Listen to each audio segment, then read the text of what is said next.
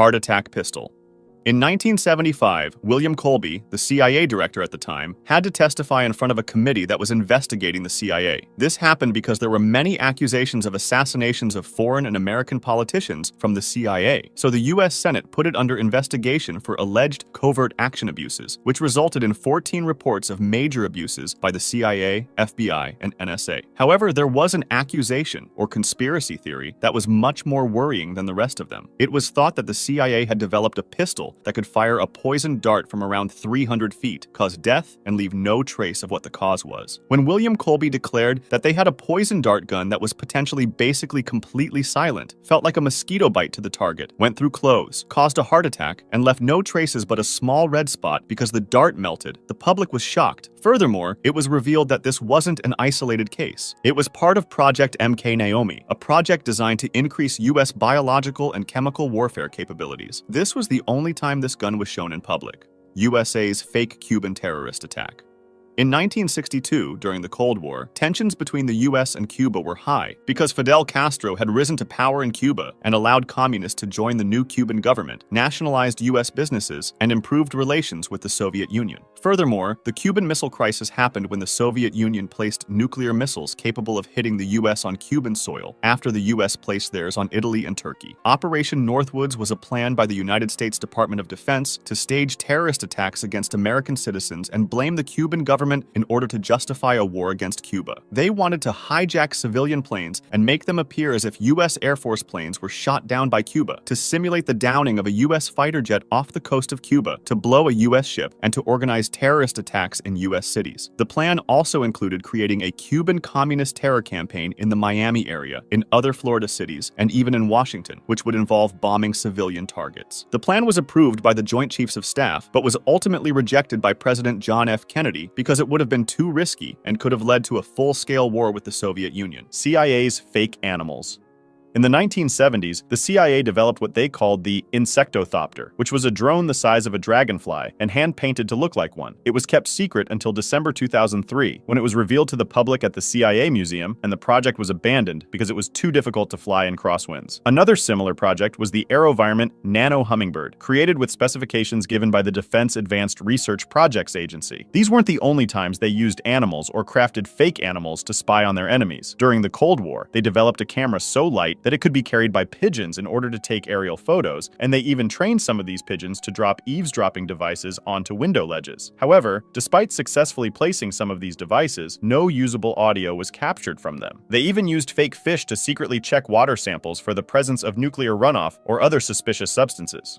USA's fake Vietnam attack. In 1964, tensions between the United States and North Vietnam were at an all-time high, and things worsened on the 2nd of August when North Vietnamese forces shot at a U.S. destroyer while it was doing a covert operation close to North Vietnamese territorial waters. The U.S. government then, on the 4th of August, said that a second attack happened, while this was false. The commander of the Maddox, Captain John Herrick, initially reported the attack but later expressed doubts, attributing the radar signals to freak weather effects. And despite these uncertainties, the Lyndon Johnson administration relied on misinterpreted communications intercepts to conclude that the attack was real. Also, in October 2005, the New York Times reported that Robert J. Hanyuk, an historian for the NSA, concluded that the NSA distorted intelligence reports passed to policymakers. He said agency staff deliberately skewed the evidence to make it appear that an attack had occurred. This was probably done with the goal of providing the Johnson administration with the justification needed for military action in Vietnam. Years after the incident, Robert McNamara, the Secretary of Defense during the time,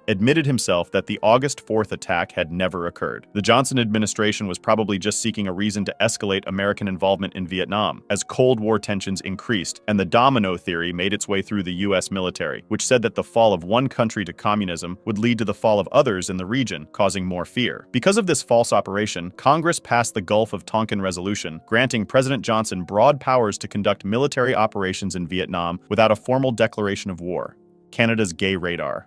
At that time, homosexual people were persecuted by the Canadian government, and they were trying to find new ways to get rid of them from public jobs, especially the police and military. In the 1960s, Dr. Frank Robert Wake, a psychology professor at Carleton University, developed what's called the gaydar or fruit machine, which was a series of psychological tests with the purpose of identifying gay men. It worked by using erotic images and what were thought to be homosexual words to see if there were any physiological changes that could point to a sexual arousal, such as the dilation of their pupils. Of course, this machine was completely pseudoscientific and unreliable. The room's light could change the dilation of the pupil, and many more outside variables made it faulty. Nonetheless, these tests caused hundreds, if not thousands, of people to get fired.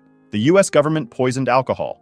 From 1920 to 1933, the United States banned alcohol, entering the Prohibition era. This made the alcohol black market flourish, enabling criminal organizations like the Mafia to enrich themselves. So the United States government had to find a way to stop this. They went to extreme lengths to try to reduce the black market's activity and to make people stop drinking. But their efforts had poor results, so the government became frustrated and started adding large amounts of methyl alcohol, a substance that made the illegal drinks really dangerous, as a very small amount of undiluted methyl alcohol could kill a human being. This was probably done thinking that the black market sellers would have avoided selling poisoned alcohol to their customers, as they would have lost them when they died. But they didn't take into account that the demand for illegal alcohol was so booming at the time that the sellers didn't really care about their customers' lives. The effects quickly showed. In 1926, in New York City, 585 people died from this government action, and over 5,000 fatalities from this poisoning. At least a 600% increase from the previous deaths from alcohol were said to have resulted in the entire country. CIA's fake vaccines.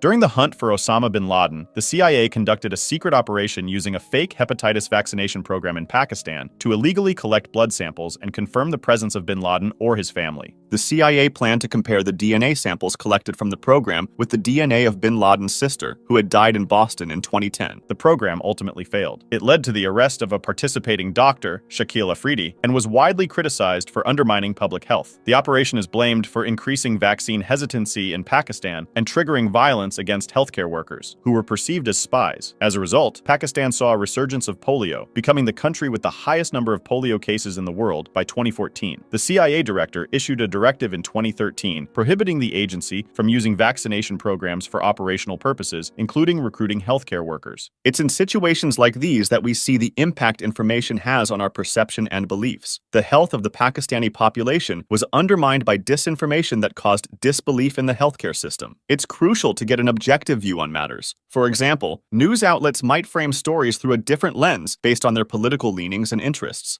Fortunately, today's sponsor, Ground News, addresses this issue by enabling us to see a broader, unbiased perspective by gathering information from a multitude of sources. For example, it has been reported that Mexico warned they would impose their own tariffs in retaliation if Trump were to impose a 25% tariff on Mexican goods. 348 sources reported on this, primarily from the center, with less coverage from right and left-leaning outlets. This creates what Ground News calls a potential blind spot in critical analysis for people who typically consume right and left-leaning sources. The differences in coverage between political leanings are clear. For example, a right-leaning source calls Trump's tariff proposition a threat, while a left-leaning source describes the situation in a more intense way. Ground News doesn't tell you what to think. They gather the world's news to help you come to your own independent conclusions. One of my favorite features is their blind spot feed, which shows you stories underreported by one side of the political spectrum, so I can see stories I normally wouldn't have. I really think Ground News' mission aligns with what I aim to do here on my channel, so go to ground.news/TPE to stay informed with context you can't find anywhere else. Or scan my QR code for 50% off the same top-tier Vantage plan I use for unlimited access to all their features.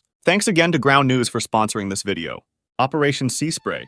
In 1950, the Navy wanted to test the vulnerability of a city like San Francisco to a biological weapons attack in a project called Operation Sea Spray. To do so, they released two types of bacteria, Serratia marcescens and Bacillus globigii, into San Francisco Bay. The operation happened between September 20th and 27th, and the bacteria were released from a ship off the coast of San Francisco. It's said that they did this because they thought they would have been harmless to humans, but on October 11th, 11 residents checked into Stanford Hospital in San Francisco with very rare rare, serious urinary tract infections. 10 of them recovered, but one man, who had had recent prostate surgery, died 3 weeks later from a heart valve infection. His relatives later tried to sue the government, but they lost because the bacteria used in the test was unproven to be responsible for his death. The urinary tract outbreak was so unusual that the Stanford doctors wrote it up for a medical journal. None of the other hospitals in the city reported similar spikes in cases, and all 11 victims had urinary tract infections following medical procedures, suggesting that the source of their infections was inside the hospital. Cases of pneumonia in San Francisco also increased after Serratia marcescens was released, even though a causal relationship has not been established. Overall, the Army determined that San Francisco had received enough of a dose for nearly all of the city's 800,000 residents to inhale at least 5,000 of the particles, which is within the range of infectivity for anthrax. Project Sunshine. Project Sunshine was a series of research studies done by the U.S. government that began in 1953 to see the impact of radioactive fallout on the world's population, which remained secret until 3 years later, in 1956. They wanted to see the body's reaction to radioactive isotope strontium-90, which represented the most serious threat to human health from nuclear fallout, especially on kids, since their young developing bone tissues have the highest propensity to accumulate strontium-90, and thus they have the highest susceptibility to radiation damage. Of course, this type of experiment wasn't that feasible, since doing it on alive humans would be an ethical monstrosity, and there weren't many familiars that would like to donate their deceased loved ones to be experimented on like this. Somehow, though, 1,500 sample cadavers, mostly babies and young children, appeared out of nowhere. That's because they were taken from countries ranging from Australia to Europe, often without their parents' consent or knowledge. A British mother had even said that her stillborn baby's legs were removed by British doctors, and to prevent her from finding out what had happened, she was not allowed to dress the baby for the funeral. The Dalai Lama worked for the CIA. During the Cold War, it seemed like China and its Communist Party wanted to increase their influence on Tibet, which worried the United States. Consequently, the CIA created what was called the CIA Tibetan Program, where they trained and strengthened various isolated Tibetan resistance groups, which eventually led to the creation of a paramilitary force of 2,000 men. They also sent military supplies in stealthy ways to not attract China's attention, and they spread pro-Tibetan propaganda by showing the human rights abuses in Tibet under Chinese rule. The plan reached $1.7 million of annual funding, and the funny thing is that the Dalai Lama himself received an annual salary of $180,000 from the late 1950s to the mid-1970s, even though he stated that he used most of the funds received from the CIA to finance the activities of the Tibetan government in exile. His brother, Gyalo Thondup, was also considered a CIA's top asset. The program ended after President Nixon visited China to establish closer relations in 1972, but the Dalai Lama and his brother thought that this demonstrated that the US didn't care about genuinely helping the Tibetan people, but that they were following their own interests in the Cold War. The US president's wife became the real president.